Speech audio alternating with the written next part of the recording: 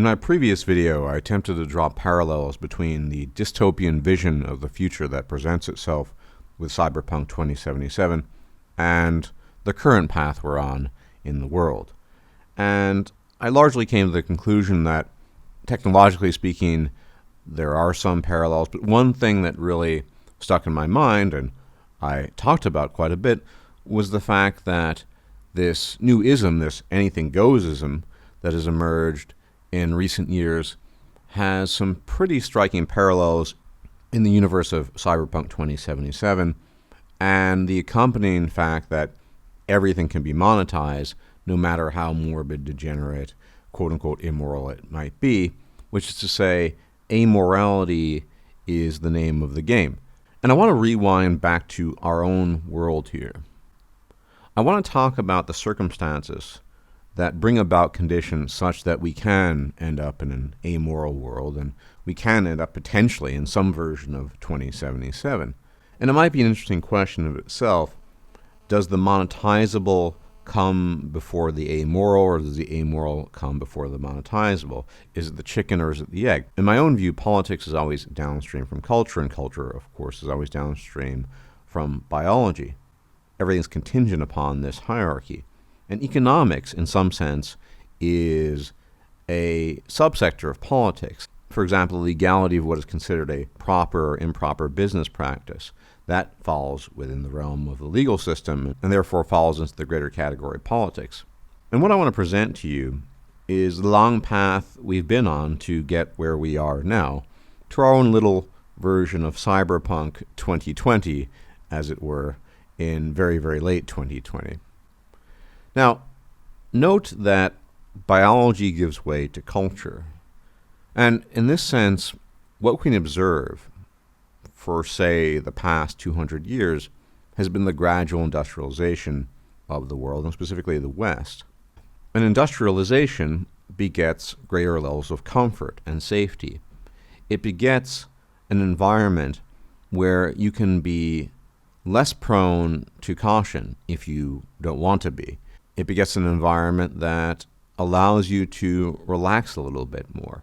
And this is an important thing to observe and note, because many traditions simply have pragmatic value because they were highly valid and applicable to a certain set of circumstances or an environment that, frankly speaking, birthed some of these traditions. But generally speaking, when you have these restrictions on sexual conduct, on certain types of behavior, it's because the environment itself is very restrictive. And so the lassitude with which people treat these issues these days cannot be seen in the past, if only because the environment wouldn't have allowed for it. Things were very dangerous. There were high risks there. But as industrialization ensues and civilization grows and becomes safer and more comfortable, people both consciously and unconsciously find it much more plausible to relax some of these standards.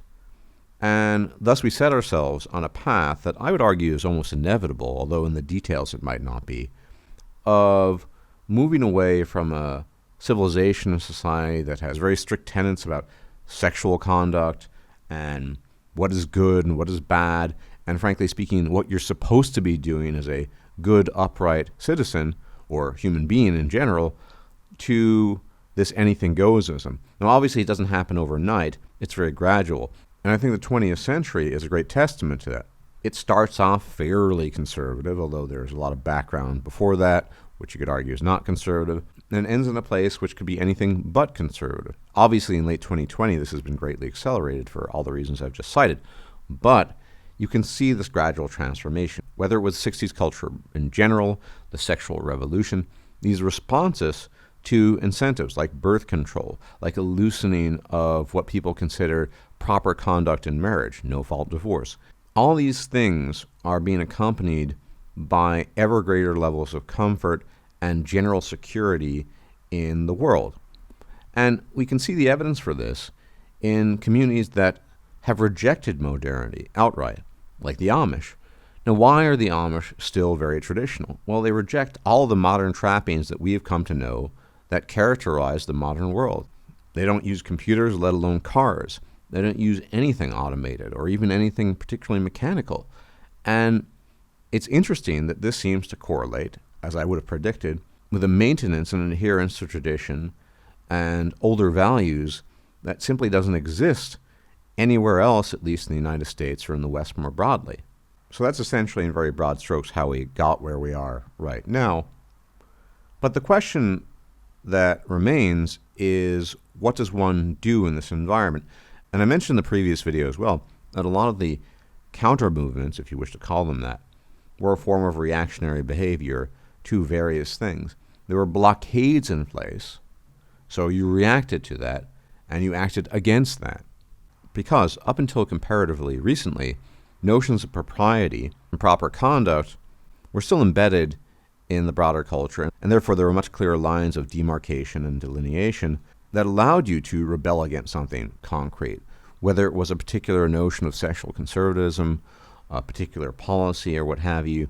These things had the backing of arguably centuries of tradition and the general cultural lay of the land, and a particular set of mores that have been in place for quite some time that have since dissipated. And so these days you see a lot of movements that have emerged, if you even want to call them that. I prefer to call them factions or what have you, that at least ape and mimic this idea of rebelling against something.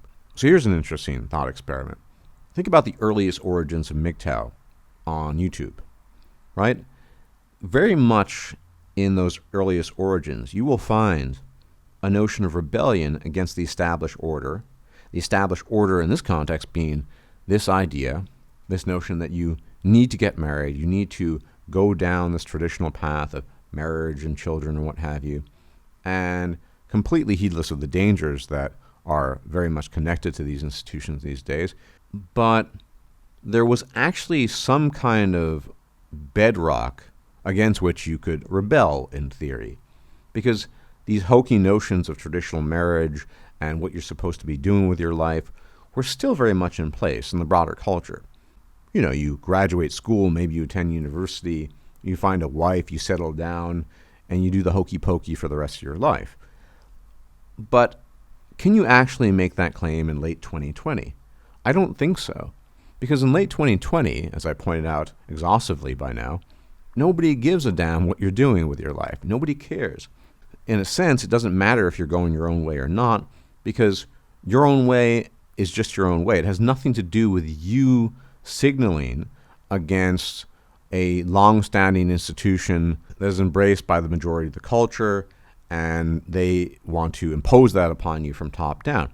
That was a very deep part of the original thoughts behind MGTOW way back in the day, 10 years ago, etc., etc. So originally, MGTOW was very reactive, but in its current incarnation, and I don't think it really has a precise incarnation, it's very amorphous these days, it's just doing your own thing. Arguably, it has always been that, but that element of having to say, look, I think this is a risky endeavor to get married. I think this is not optimal for me. I would prefer to do my own thing. And you having to face some kind of opposition towards that. Sure, it exists in pockets still. It is attenuated to the point of virtual nothingness.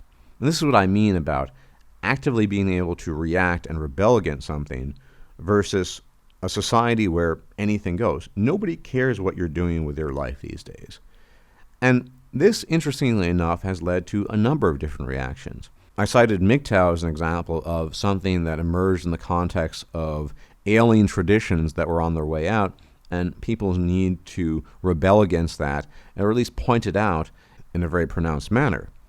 But what I've seen in this world of anything-goism is the desire for some kind of sure footing on the rocky path up the mountain that we call life. I've seen this manifested in a myriad of ways. Probably the best example I have for this would be new converts to various religions, in particular certain sects of Christianity. For example, I have found that many people that had previously never been religious in their lives discover Catholicism. Now, here are some of the advantages of Catholicism over other sects of Christianity. It is very sure-footed. It has an established hierarchy. It is arguably the oldest version of Christianity, etc., etc.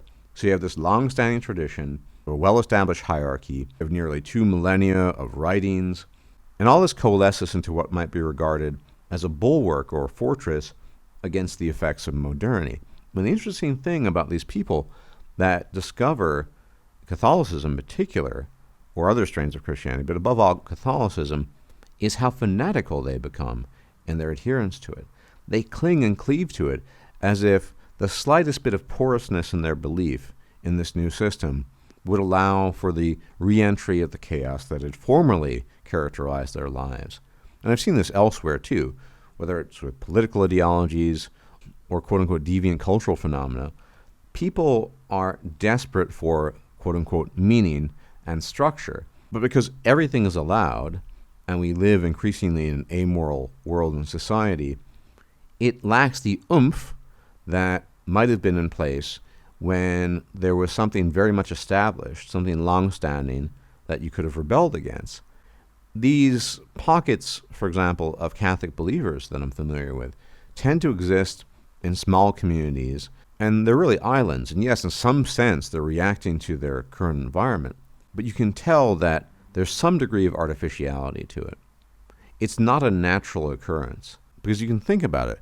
They spend decades and decades being irreligious, some of them, and all of a sudden they discover not just God, but in particular the teachings of Catholicism, and believe these to be the ultimate truth of the universe.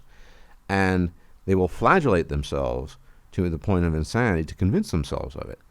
And much like a flame that absorbs all the oxygen and then burns itself out, I think that this is a good example, and there are several others, of things that are just not sustainable.